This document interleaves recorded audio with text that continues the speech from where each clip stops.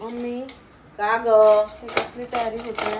अगं ही आता बीटचे पराठे बनवत आहे. बघू दे ते उचल ते उचल. हां घे. अच्छा ठीक आहे ओके कंटिन्यू.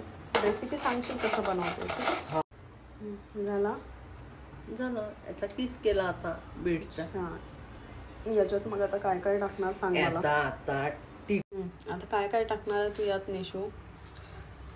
आता मी तिखट टाकणार आहे इथे, धनिया पावडर टाकणार आहे, तिखट टाकणार आहे, हळद टाकणार आहे. धनिया पावडर टाकणार आहे, ओला धनिया टाकणार आहे, 2 मिरची टाकणार आहे. अच्छा अद्रक लसूण टाकणार आहे, नमक टाकणार आहे. पेस्ट राईट पेस्ट आणि आटा पण टाकायला लागते ना. अच्छा तू जास्त आटा नाही टाकत का यामध्ये जास्त आटा नाही टाकत, कारण का बीटचं आपल्याला हे पौष्टिक भेटलं पाहिजे ना, चांगलं पौष्टिक आहार. ओके ते आटा टाकलं तर पोळीच होऊन जाईल, चपाती खाल्ल्यासारखं होणार.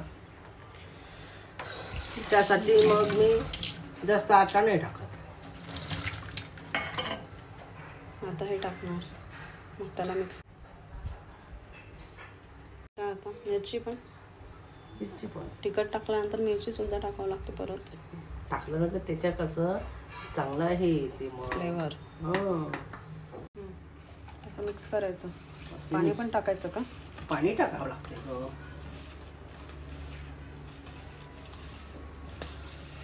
वेल मिक्स करून घ्यायचं ना असं. बघू दे हात काढ थोडा.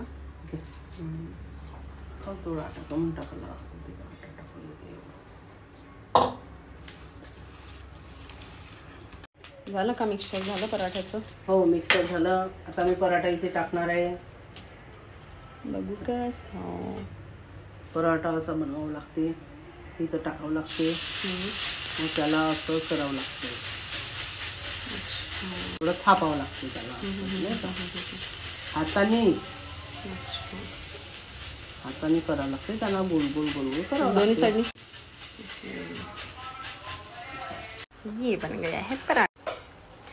दिस इज अ बीट वाला पराठा. वाव